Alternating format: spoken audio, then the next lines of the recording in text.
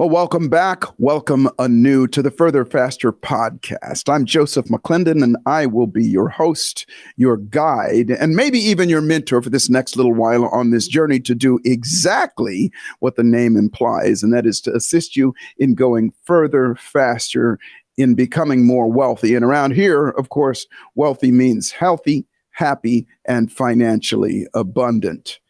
Let me ask you a question. Have you ever heard the saying, you shouldn't care about what other people think about you? Of course you have. We all have. Matter of fact, it's a great sentiment, and it makes a lot of sense that other people's opinions should not affect us as deeply as it does. Matter of fact, I remember my mother used to always say, what other people think of you is none of your business.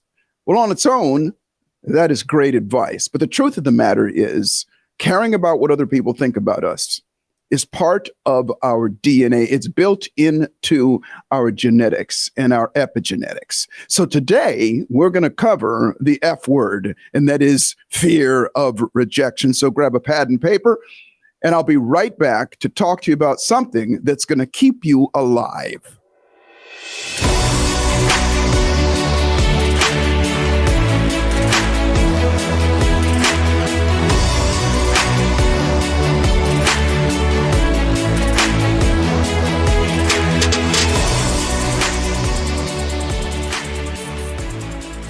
So why is it that we care so much about what people think about us? Why do we dress nicely? Why do we put on makeup, wear nice clothes, drive cars? Why do we worry about what people think about us if we make a mistake when we're speaking or talking or walking or doing anything? Well, as I said in the pre-frame, it actually comes down to it's built into our genetics. It's built into our DNA and our epigenetics, as you're going to learn here in just a little bit. It is part of our survival mechanism. You might think to yourself, well, I don't care what other people think of me. Well, you might not to a lesser degree, but the truth of the matter is you do, and you're going to understand that in a little while. But the truth of the matter is, if you didn't have it, you wouldn't be here right now. Let me start right here. Every living thing comes into existence with some sort of instinct. Even plants. Plants know what time of year to do what. Plants know what time of year from the seedling to sprout. All of those things, that intelligence, that innate intelligence is built inside of it. And every living thing that walks this planet has some sort of instinct. The gazelle, the baby gazelle that's born on the Serengeti plains, as soon as it drops out of its mom, it has to either stand up and walk within a few minutes or learn to hide in the brush from predators, otherwise it will die. So everything has instinct, including human beings. But the truth of the matter is, human beings have less of it than almost any animal on the planet. Birds don't have to go to school to learn how to fly south for the winter. Human beings, we come into this outside of, I think the elephant is the only other animal that is dependent on its parents or somebody around it for its absolute needs for the longest period of time. An elephant, it's 2 to 3 years. Now, an elephant will stay with its parents and with its caregivers up to 16 years old. But by 2 or 3 years, that animal can feed itself and find food on its own. A baby at 2 or 3 years, it'll die if it's left on its own. So babies, they know instinctively that they have to have other people around to give them their emotional and physical needs. Now, there's an unbelievable amount of research done on this subject, but I'm going to start with a book that I read many, many years ago, and I forgot the author's name, but the title of the book was You Were Born Perfect, What Happened? And what they talked about was this, that when we come into this existence, we're born kicking and screaming, and we have only one fear and 2 needs. The needs are the need to avoid physical pain. And that one's obvious because physical pain could lead to death, and that's unacceptable. It is a survival instinct that's built into every living thing. We must keep on living. The other need is the need to grow and learn, because again, instinctively, that little baby knows at some point it's going to have to fend for itself. It's going to have to be on its own, and it's going to have to learn about this world that it lives in. So that's why babies experiment, put things in their mouths and do things and crawl all over the place and experiment, doing all kinds of things because they're learning about the world. Those are the needs, and all babies have them. But the only fear that a human being has is the fear of being left alone. Similar to the same reason about growing and learning, instinctively, that baby knows that if it doesn't have another human being around it, it will die. It cannot take care of itself. As a matter of fact, studies show that obviously, the human baby, when it is born, it is one of the most helpless animals on the planet as it's born. And they say it's because of our big brain. Our big head is so big that it wouldn't fit through the birth canal if it was at its fully developed stage to have all of the instincts that other animals do and all the intelligence that other animals do. So we're born with a smaller brain and a collapsible head so that it comes through. Now, human beings do have some instincts. All babies can swim and all those things, but it goes away, doesn't it? It atrophies out of it. We'll talk about that here in just a little while. But the truth of the matter is, what does not atrophy out, and as a matter of fact, to a lesser or greater degree, gets better or worse through time. If you have a child, you know the difference between the cries of a child that is uncomfortable, like it's hungry or it needs its diaper changed or something's wrong with it in that way, or if that child is alone, finds out that it's alone, wakes up that it's alone. When they hook a child to an EEG machine, electroencephalograph machine, and they register the level of fear, it is the same as the fear of death when that child realizes that it's alone. I remember when my son was little, it was definitely, you could tell a difference between the scream that when that baby was left alone than when that child was hungry. And again, it is all for the reasoning that that baby knows that it's got to have somebody around it for its physical and emotional needs. Now, you say to yourself, okay, well, that's an infant. We all grow up. Well, the truth of the matter is that doesn't go away. As a matter of fact, like I said, to a lesser or greater degree, it gets better or worse. I'll give you an example. Kids go to school. Now, by the way, it lives inside of us. It's deep inside of us. And it's in, as I say, our genetics. And I'll talk about epigenetics here in a moment, but it lives inside of us. And what happens is, here's the example. Let's say you made it all the way to high school, you made it all the way to grade school, and you get there, and there are the popular kids and there are the unpopular kids. And the unpopular kids they stay in one place, the popular kids stay in the other place. And what happens is, matter of fact, there was several movies about it called Mean Girls a little while ago. Why do the kids care so much about what other people think about them? So you may have one kid that say, yeah, look at those kids, you're poor, you need better tennis shoes, or those tennis shoes are crazy, or look at that hairdo you have, or the makeup that you have, and that kind of thing. And when that kind of thing is said, it is rejection. And rejection is that fear of being left alone. It's just another word, another phrase for being left alone, that fear of being left alone. And it strikes as deep as it does unconsciously inside of us and makes us feel like we're being rejected, which means we're being left alone, which means we could die. And I know that sounds dramatic and sounds drastic, but the truth of the matter is most people don't know the difference because we've gone over it so many times. Because remember, whatever experience a human being has over and over again, it will become a habit. And habits are unconscious, which means we don't think about it. We don't reason about it. We go, oh, this makes sense or this doesn't make sense. We fear about it. Now, as a psychologist, the number one fear of human beings, the number one fear is the fear of rejection. Fear of rejection. I remember in Los Angeles, when I was practicing in Los Angeles, one of the most popular therapies that I would do would be grown men that are afraid of women. Ladies, you scare the holy bejesus out of us. I'd get these guys that would call me up, and these are big strapping, 6'3", 4, 5 men, macho men. And they would call me up, and I'd know right off the bat what was going on. And they'd go, Mr. McClendon, I understand you can help me with a fear. And I go, well, what's going on? And you could hear it in their voice. They'd go, well, there's this girl. There's this woman. And I go, really? Tell me about her. And they always say the same things. Oh, she's an angel. She's beautiful. I really want to ask her out, but I'm afraid to ask her out. And I always ask the question, well, what would happen if you did? And they go, well, she could say no. She might say no. And I would also say again, well, what would happen if she said no? And across the board, like clockwork, they'd always say the same thing. Oh, I would just die, or something to that manner. I would just die. I don't think I could take it. She's this, she's that, and all those things. Which goes back on just what I was saying. If they got rejected, especially by somebody that they held in such high esteem, somebody that they admired, if they got rejected, it would mean there's something wrong with them. And if there's something wrong with them, then they would be rejected by society and they would die. Now, they don't intellectualize that, but they just have that feeling.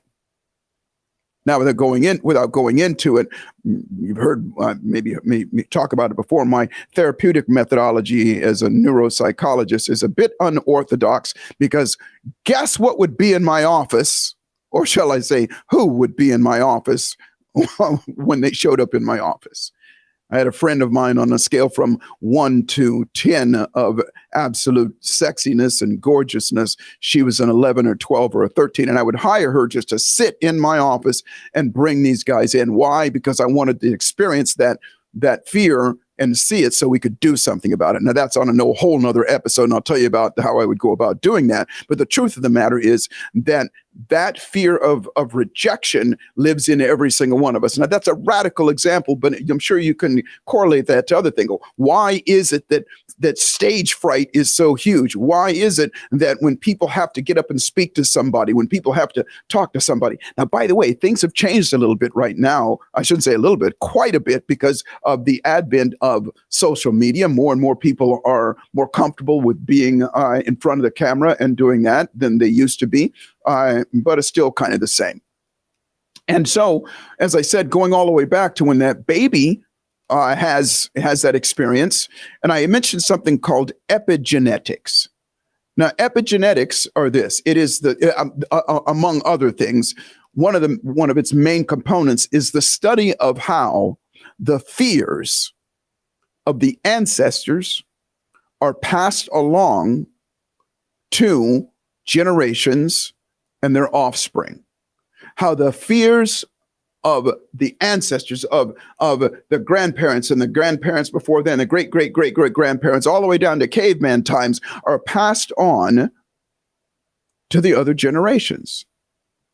And the example that I like to use, and again, there's so much study on this, so many things, and this is just one aspect of it, is that they would take mice. And this is an example because they did things with human beings as well, but this is probably one of the clearest examples that I could give, is they would take mice.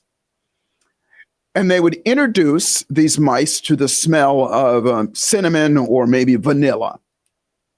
And as soon as they would introduce the smell to the animal, they would also give it an electric shock. Now, I'm not crazy about this experiment. I'm just giving it to you. It's because just as the example.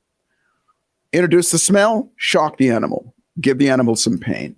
Till pretty soon, every time they introduced the smell of vanilla or cinnamon or whatever that fragrance was, that animal would go into stress.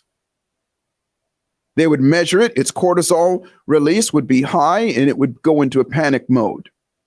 Now, here's the interesting thing. They took these mice and they bred them with other mice that didn't have that same experience. And the offspring, they bred with another set of animals that didn't have that experience. And the offspring, 10 generations down the road. And you would think that that would be bred out. Well, guess what? All they had to do was, to these 10 generations away of the offspring of these mice, was introduce the smell of cinnamon and or vanilla or whatever it was, and that animal would go into just as much stress and all the hormones as the 10 generation ancestors ahead of time or before them. What does that mean? What that means is that fear got passed along. That's called epigenetics, into the genetics, which was already there, by the way, some of it was already there, that some of any animal fears, any kind of pain. Like I said, that the number one need is to avoid fear. Is to avoid pain. So it already has that inside, but it is exemplified, elevated by just being passed down through the genes. Now, why do I say that? Let's just say you have an experience. Maybe you got up in front of your classroom at 10 years old, and you stuttered and you stumbled over your words, and there were some jerk kids in your classroom, and they teased you and they laughed at you. Now, you remember, you already have this fear of rejection deep inside of your genetics anyway, but this one made it even worse for you. And you became so afraid that you never spoke in front of people again. And the thought of having to get up and speak in front of people gave you heart palpitations, and you had anxiety attacks and all those things, and you avoided it at all costs. Well, guess what would happen to your offspring? Now, not across the board, because as human beings, one of the great things is that we can learn and we can change. Well, chances are, and it has been studied ad nauseum across the board. They look down the lines. Why do I have this? Why is it so much greater in me than it is in somebody else? And oftentimes they'll find out that there was an experience that this person before then, my mother was afraid, my father was afraid, and all of these things that go down the line. And all of this to say that this is not an exact science like that, but I'm sure you can see how these things could exist and do exist this way. Now, there is the antithesis. There is the opposite of that as well. And I just happen to be one of those examples. And it's what allows me to do what I do right now. If you know anything about my background, I've had the privilege of speaking live in front of well over 5 million people, sometimes 20, 30, 40, 50,000 people at a time. I love it. I thrive on it. I crave it. It's one of my favorite things to do. I was a musician for a great deal of my life as well as an entertainer and doing that. However, I will say this. There was a time in my life where I had stage fright so bad that I couldn't go on stage without going through all kinds of panic. But I had an interesting upbringing that, let's just say, it certainly didn't cure me of it, but it did make it a whole lot more comfortable for me and a lot easier for me to get over it when it was time to face those things.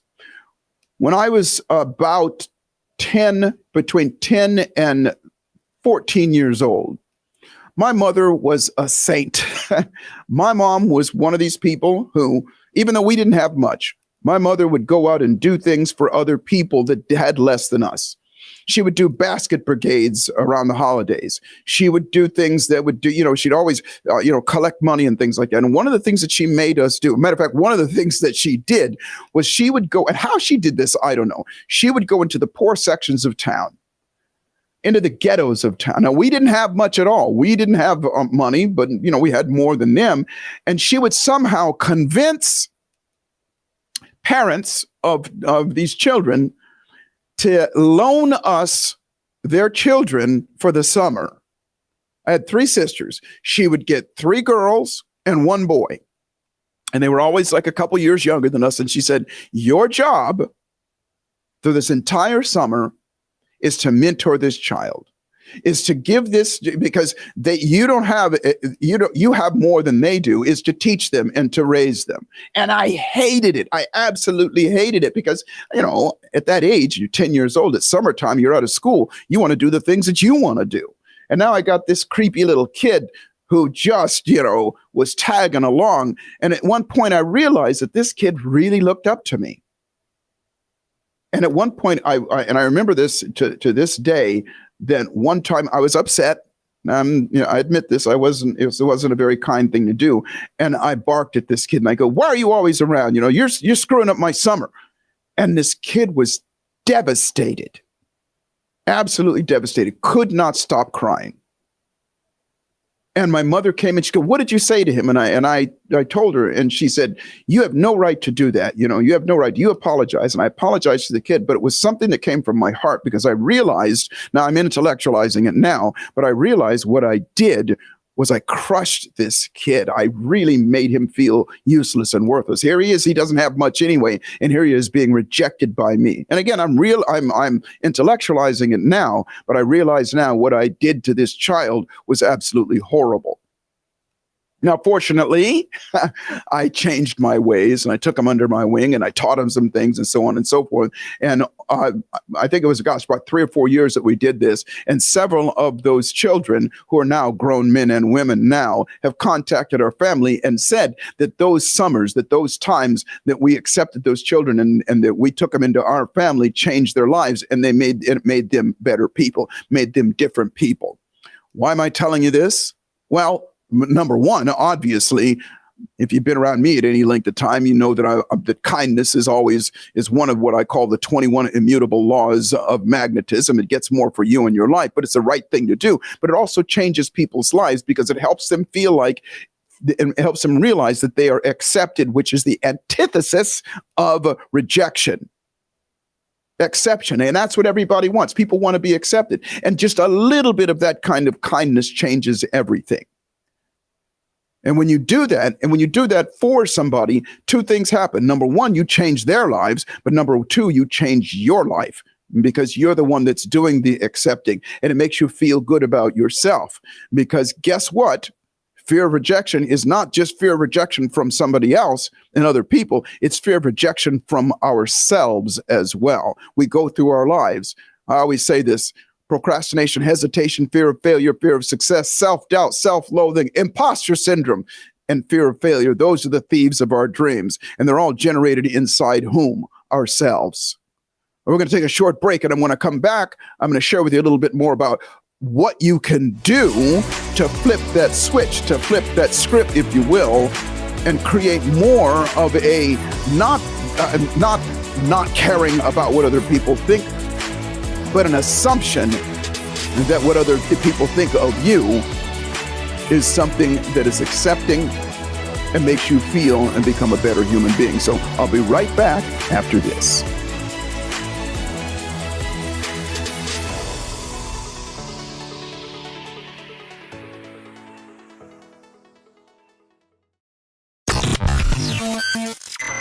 You're enjoying this episode on Angel Fenix Productions Podcast Network. To explore a complete lineup of quality programs and media production services, head on over to angelphoenix.com or like our Facebook page at facebook.com/Angel Fenix Productions.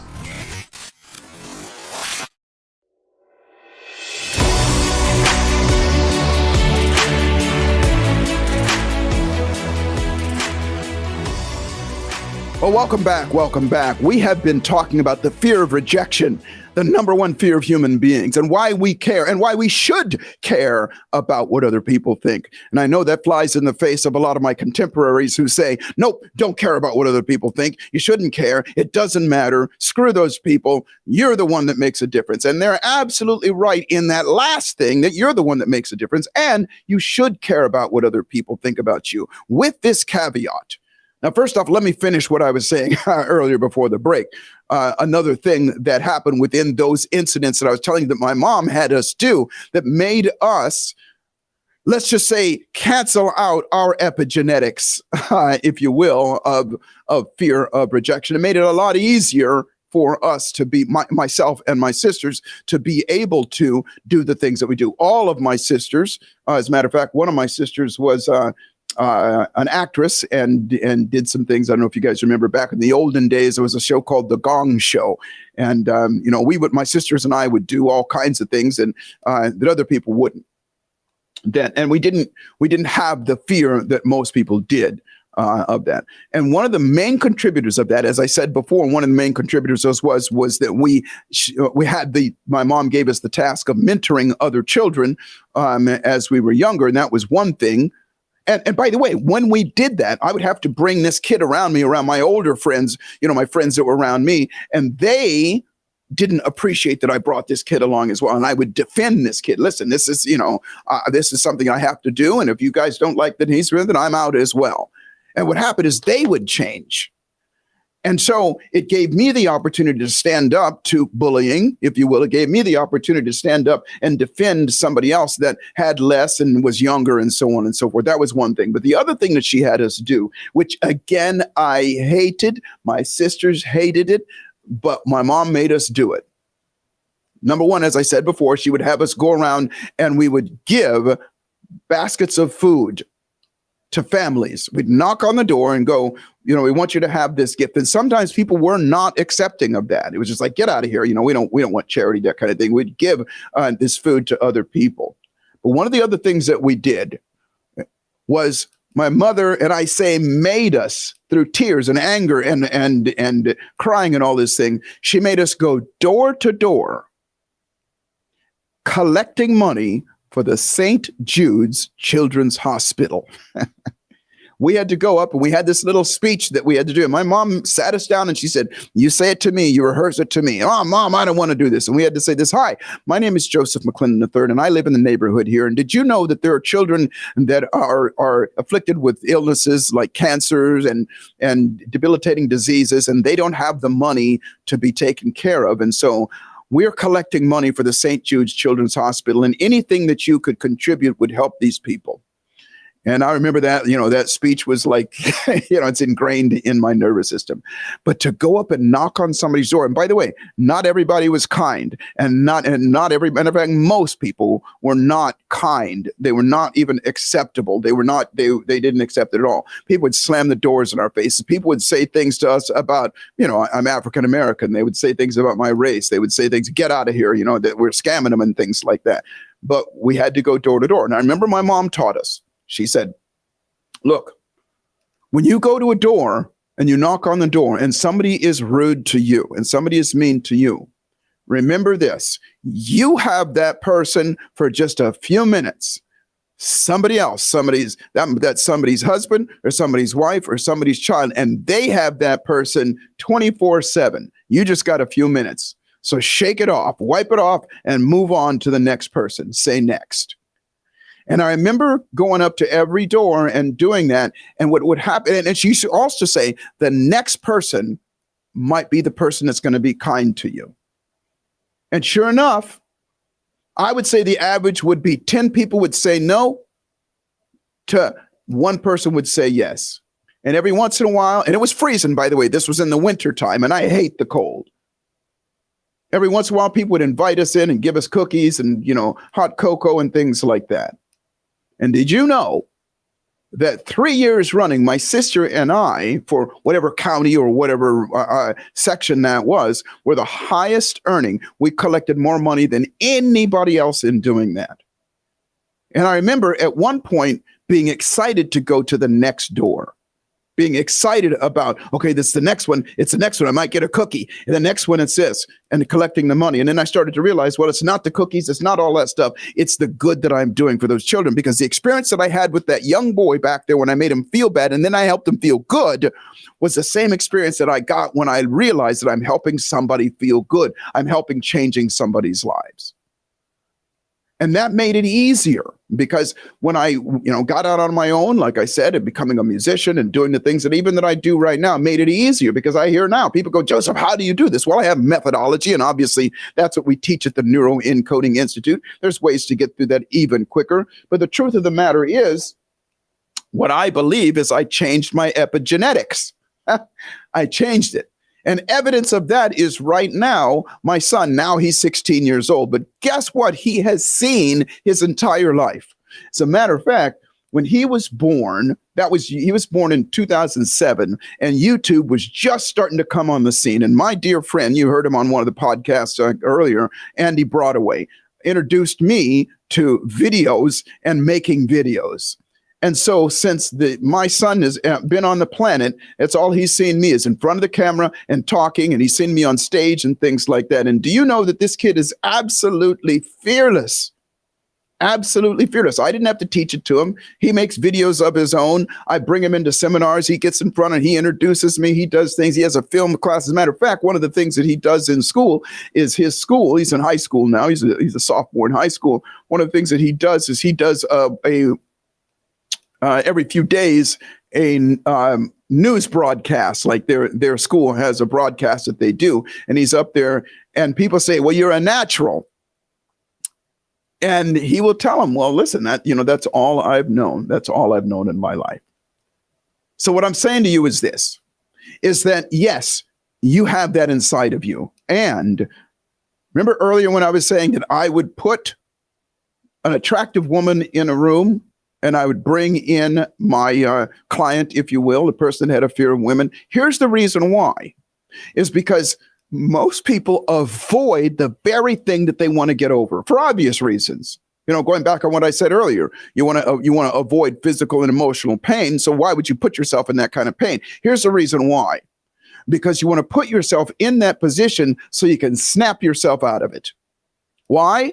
Because the more you do anything, the better you'll get at it. And I call it human physics. Anything that a human being repeats over and over again, they'll get better and better at it. So the more you put yourself in front of the situation that makes you uncomfortable, and the more you snap yourself out of it, the better you'll get at snapping out of it, and the quicker you will. So how do you do that? You do what I'm doing right now. I call it talking into the void. Now, right now, I have a camera on me. I'm looking right in that camera, and I'm talking to you, even though I can't see you. Now, like I said earlier, in this day and age, it's gotten so much better because people are doing selfies and posting themselves and things like that. But here's what I encourage you to do.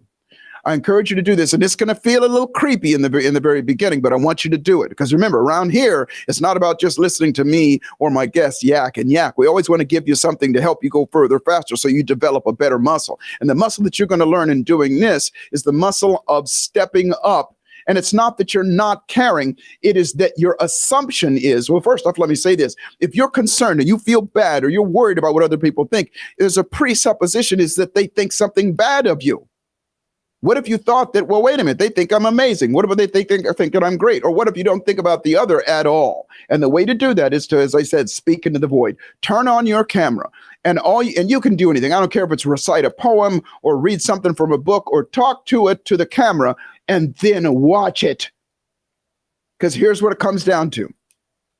It is the equivalent of putting that beautiful woman in a room or a dog in a room if somebody has a fear of dogs. You have to face your fear.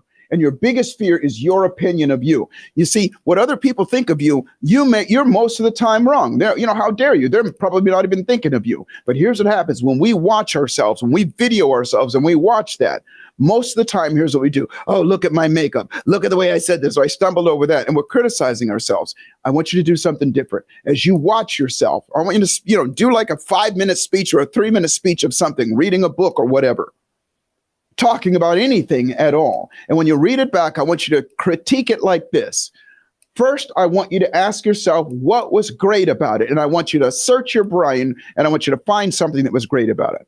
Even I just did it at all, or I look nice on this, or that you look for it because the brain will start to rewire itself and you'll create more neural associations. Secondly, you ask yourself, what could I do that would make it even better? The searching process is the rewiring process. Do this. This process will help you become more comfortable with being around other people and will help you mitigate your fear of other people's opinion of you and help you start to recognize that you're a badass anyway. So listen, I want to thank you. And again, as I always say, this is not about just listening to me give you some advice. I want you to do this, and I want to hear back from you. And remember, life is always exactly what you dare to make it. And fortune, whatever you consider fortune is, fortune favors the bold. So the trick to life is to boldly step up and dare to make your life magnificent. My deepest wish for you is that you go further, faster, and become wealthy, healthy, happy, and financially abundant. I'll see you at the top.